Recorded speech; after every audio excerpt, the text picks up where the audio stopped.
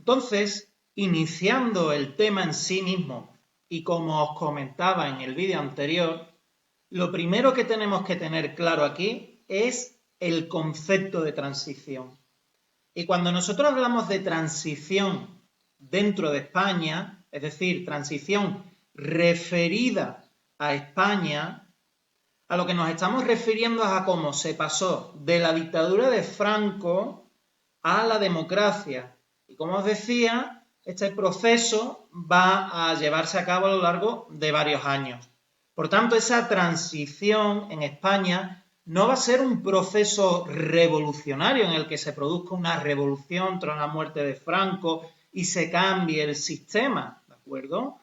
El sistema político que tendríamos, sino va a ser un proceso pasito por pasito de reestructuración, ¿de acuerdo? De ahí el concepto de transición. Por tanto, en líneas generales no va a ser un proceso revolucionario ni va a cambiar enormemente las bases del sistema, al menos de inmediato. A lo largo de estos primeros años se van a llevar a cabo las principales reformas, va a dejarse atrás la dictadura franquista, va a darse la bienvenida a la democracia, pero todo ello en base a las leyes que había en la época y en base a los políticos con fuerza que había en el momento, ¿no? Entonces eso es lo primero, tener claro este concepto de transición. Y luego lo segundo, para iniciarse el tema, recordad, 1975, fecha muy importante en ese cambio porque aquí se produce la muerte de Franco, por tanto la transición se inicia con la muerte del dictador. ¿Y qué sucede ahí? Pues que en España ya se iba mostrando aires, en los años previos a su muerte, ya se iban mostrando aires de modernidad y parecía que se estaba esperando a que Franco muriese para darse ese paso a la democracia. De hecho, cuando nosotros estudiamos el tema antiguo del franquismo, vimos que en líneas muy generales el franquismo tuvo dos épocas, una época muy conservadora en exceso y luego otra época en la que viendo que el país estaba completamente estancado, pues empezaron a iniciarse algunas reformas y es cuando se llevó a cabo cierto desarrollo industrial en España o cuando empezaron a España a llegar extranjeros, por ejemplo de Suecia, para disfrutar de nuestras playas, ¿no? Y que eso ya lo vamos situando más bien en los años 60, ¿no? Pues por esas épocas ya se está produciendo poquito a poco esos cambios de querer llevar a España a la modernidad. Pero como os decía, digamos que entre líneas se esperó a que muriese Franco para que esa dictadura acabase y España llevase su nuevo sistema político hacia la democracia.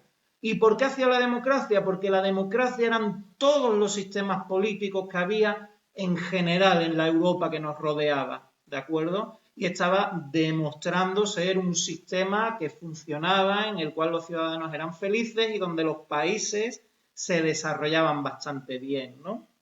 Por tanto, España, para esta transformación, se va a inspirar en lo que ven otros países como Francia, o Inglaterra, ¿no? Por poneros dos casos entre muchos otros de países europeos que podría poneros. En esta segunda página de los apuntes, lo que nos encontramos es un resumen, un esquema de los primeros años que tendríamos durante ese periodo de transición y luego ya de democracia en sí como nosotros la conocemos en nuestro país, ¿no? Muy en líneas generales, todo lo que veis aquí podríamos dividirlo en dos grandes tramos.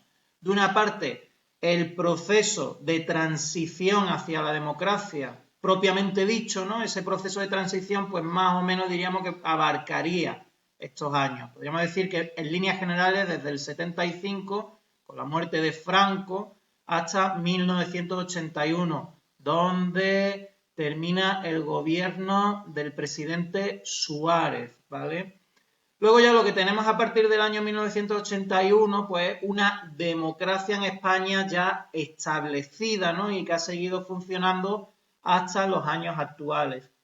Por otra parte, mencionaros también que a partir de esta página y a lo largo de todo el tema, es bueno quedarse con la caras, los rostros de los principales protagonistas que van a ir apareciendo y de los que yo os voy a ir hablando.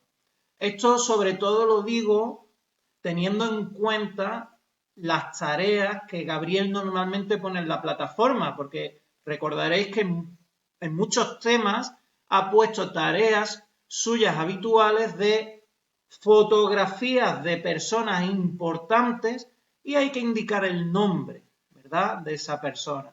Entonces tendríamos que saber, por ejemplo, que este hombre es Felipe González, o que aquí nos encontramos a Franco, o que aquí estaría el presidente Suárez, ¿vale? Y bueno, ya por no dejarlos atrás, pues encontramos a otro presidente que es Calvo Sotelo, y aquí pues a Tejero, ¿no?, cuando estuvo dando su golpe de estado. Todo esto lo vamos viendo poco a poco, pero ya mencionaros que os quedáis con las caras, ¿vale? Bueno, pues también deciros que esto lo vamos a complementar mucho, todo lo que está aquí, con los apuntes de esa parte complementaria del tema que Gabriel denomina como actividades, ¿no?, y que os mencionaba en el vídeo de introducción anterior. Bueno, pues vamos a trabajar los primeros años. Observad que el proceso de la transición empezaba en este año, en 1975, con la muerte de Franco. Y observad que el siguiente paso en este proceso de transición mete al rey Juan Carlos I. Voy a ampliar esto para que lo veáis súper bien, ¿de acuerdo? Tendríamos el inicio de la transición con la muerte de Franco y a continuación Juan Carlos I, rey de España, en ese mismo año. ¿Qué pasó aquí? Bueno, pues para entender eso ya nos conviene irnos al documento de actividades, concretamente a su página número 2, ¿de acuerdo? Observad, aquí tenemos al rey Juan Carlos I y una fecha, 22 de noviembre de 1975. ¿Y qué es lo que está pasando aquí? Pues que 2 días después de la muerte de Franco, se realizó la proclamación de Juan Carlos I como rey de España, restaurándose así la monarquía en nuestro país después de 44 años de dictadura. ¿De acuerdo? Durante la dictadura de Franco, al final el rey no gobernó. Por tanto, en la muerte de Franco y siguiendo las leyes que había en la época, pues debía de ponerse de nuevo a la figura del rey. Y así fue. Aquí tenemos que tener en cuenta que un año antes de la muerte de Franco, este ya no estaba para gobernar, ¿vale? Franco ya en más o menos los últimos 15, 18 meses, así tirando por lo alto, ya no estaba gobernando. Y lo sustituyó en el gobierno Carlos Arias Navarro, ¿vale? De ahí que esté esto aquí indicado. Aquí tenemos a Carlos Arias Navarro. Quedaos bien con la cara, ¿vale?, de este hombre, porque va a ser importante en esos primeros años. Pues como os decía, meses antes de que Franco muriese, ya el gobierno de la dictadura, sin saberse muy bien esto a dónde iba a llevar, el gobierno de la dictadura lo estaba desarrollando Carlos Arias Navarro, que vino a ser como la mano derecha de Franco, ¿vale? Lo bueno para esta transición es que Carlos Arias Navarro, en sus meses de gobierno antes de la muerte de Franco, ya comenzó a mostrar signos de apertura y de modernización de España, es decir, de que quería evolucionar el franquismo hacia algo más moderno. Tras el juramento del rey en ese 22 de noviembre de 1975, un poquito después, el rey, formó un nuevo equipo de gobierno, porque el rey no quiso gobernar, ¿vale? Podría haber intentado llevar ahí una monarquía, directamente gobernando, al estilo antiguo régimen, pero esto ya sobraba, ¿vale?, con los tiempos que corrían. Entonces, lo que hizo Juan Carlos I es formar un nuevo equipo de gobierno, pero contando con el gobierno que había anteriormente, es decir, contando con el gobierno de Carlos Arias Navarro, ¿vale? Lo que se hizo, por tanto, es una especie de transición del gobierno que ya había ayudado por otros pesos pesados del franquismo, como por ejemplo tenemos ahí a Manuel Fraga, pero también introduciéndose en el gobierno otros elementos pues más renovadores o más modernos todavía que el que podía ser Carlos Arias Navarro, ¿vale? Aquí la palabra modernidad hay que situarla dentro de la época, ¿vale? Donde había bastante conservadurismo, y esto va a ser el inicio de esa transformación, el inicio de esa transición. ¿Por qué Juan Carlos I, recientemente proclamado, quiso que Carlos Arias Navarro continuara en el gobierno? Porque se esperaba que Navarro continuara sus reformas para llevar a España hacia la modernidad, que era en líneas generales lo que quería buena parte de la nación española, de sus ciudadanos. Aunque aquí había, como lo vamos a ver en posteriores páginas, muchos puntos de vista muy divergentes. Y esto, por supuesto, por los extremos en política, tanto por la extrema izquierda como por la extrema derecha, ¿no? O los terrorismos. ¿Qué pasó con Carlos Arias Navarro? Pues que, sin embargo, al final él careció del liderazgo necesario y se vio, lo vemos ya aquí en esta página un poquito, y se vio continuamente superado por aquellos ministros de mayor empuje, especialmente por Manuel Fraga, que menuda foto, por cierto, nos han puesto aquí, que ya podrían haber buscado una foto más favorecedora de Fraga, pero bueno, es la que tenemos, acostumbremos a verlo así con los ojitos mirando para arriba, ¿vale? Pues como os decía, se esperaba que este hombre, Arias Navarro, introdujese o continuase esas reformas que llevaran a España a la modernidad, pero le faltó liderazgo, le faltó carisma dentro de su gobierno y empezaron algunos otros a mostrar más carisma que él y a tener más influencia. Y ahí destacaba la figura de Fraga. ¿Qué pasaba con Fraga? Pues que Fraga era más conservador, era bastante conservador y quiso frenar esas reformas que se estaban iniciando, provocándose como resultado algunos enfrentamientos en las calles, que podemos ver aquí algunas imágenes de dichos enfrentamientos. Y estos enfrentamientos incluso llegaron a acabar con algunos muertos por disparos de la policía. Pues imaginaros que al final este gobierno, que iba a ser un gobierno de transición y modernidad, que estaba llevando ciertas diferencias dentro del gobierno y que estaba llevando a ciertos enfrentamientos en la calle también entre población y policías y muertos de por medio, pues estábamos viendo que ese gobierno de renovación se estaba ensombreciendo, ¿verdad? Se estaba empañando y esto parecía que no iba a llevar a buen puerto. Este contexto todavía se ve más agravado por culpa del terrorismo. Porque de hecho, en esa época del inicio de transición y durante siguientes años, no había un solo grupo terrorista o dos, sino que había varias facciones terroristas en nuestro país. Que por cierto, entre estos grupos terroristas destacaría, y lo sabéis ya, el grupo de ETA, ¿verdad? Que buscaba la independencia de Euskadi, es decir, la independencia del País Vasco respecto a España.